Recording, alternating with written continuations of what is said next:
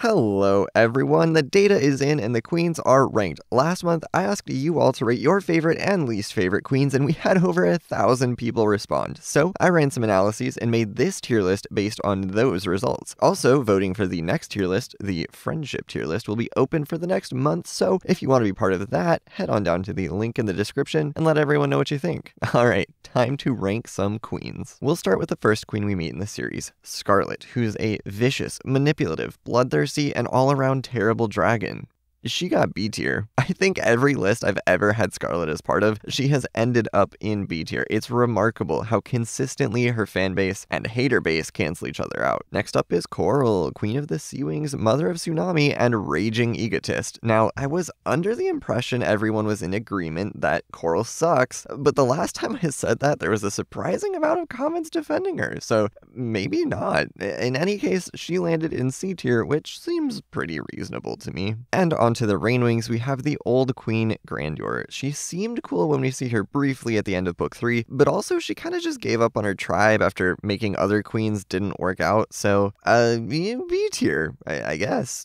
Math checks out. Some good, some bad, can't have it all, you know? But speaking of others being queen, we have the, other Rainwing queens. I'm lumping them all together because they were pretty much all the same. Selfish, lazy, and useless. They get F tier, which they fully deserve. And our final Rainwing on this list, queen of not just one, but 2 whole tribes, Glory. In so many ways, she is the exact opposite of the old queens. Where they were selfish, she is selfless. Where they were incompetent, she rules with a fair yet firm hand. Where they got F tier, she gets S. Yup, Glory takes that S tier spot.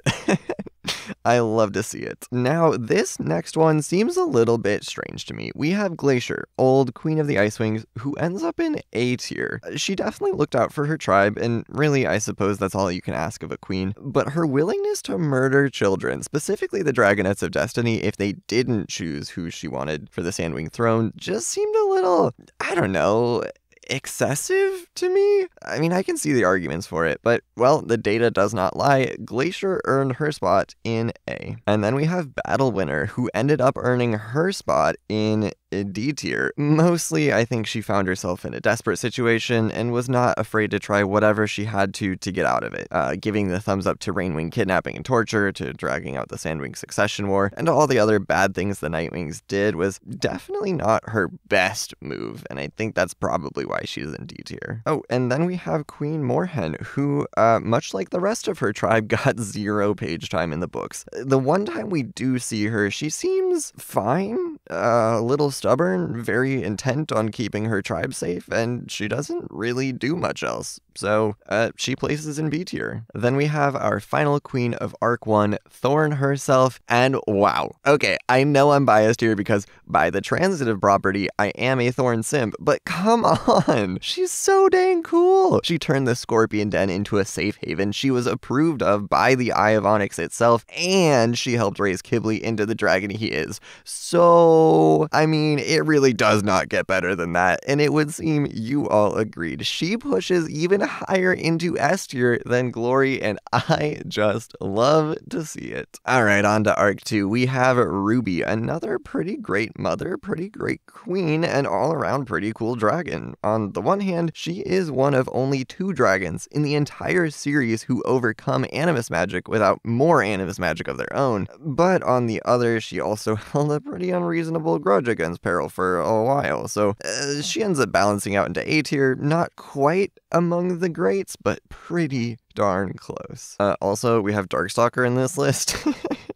Not technically a queen, but he was ruler of the Nightwings for a brief time at the end of Arc 2, and you've gotta hand it to him. He may not have had good, or even morally gray motives at heart, but he was very good at what he did, and that was mostly manipulating dragons into being his devoted followers. Also magic. He had magic. Much like Scarlet, and I think like most good villains, some people hated him, some people loved him, and he placed in B tier. Then we got Snowfall. Snowfall is really interesting to me because she starts off as one of the most unlikable characters in the series, at least in my opinion, and over the course of a single book turns into one of the best. It's not a quick change, nor is it a painless one, but she does get there in the end and starts to do some really good things with her power as queen. She earns a place near the top of A. Now we're going to take a brief jump on over to Pantala to see what's going on over there. Starting with perhaps the most iconic queen of the continent, Wasp, one of a couple of villains in the series who is just plain evil. There are few, if any, redeeming qualities about Wasp. She is the definition of despotic, and you know what? She's still ranked higher than the ex-Rainwing queens, so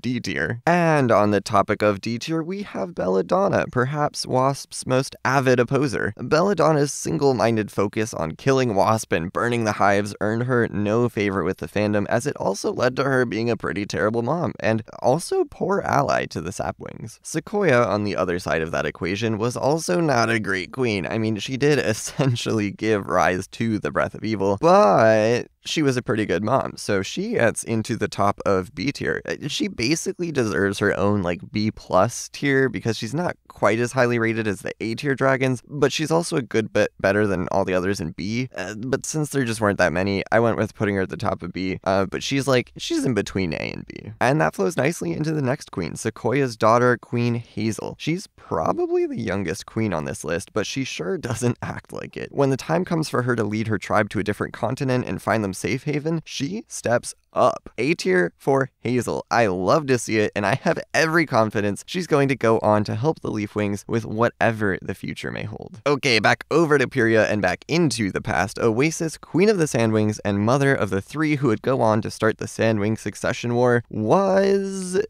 not great.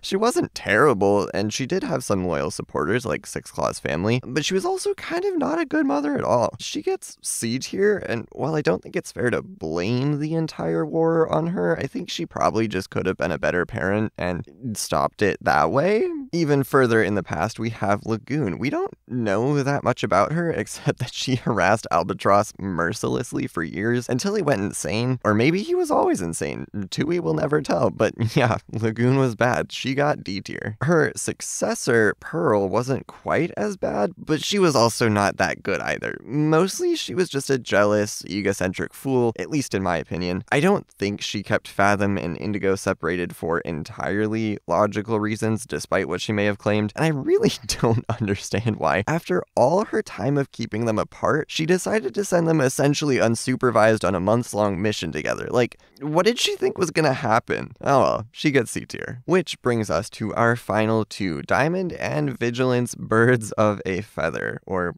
Dragons of a Scale.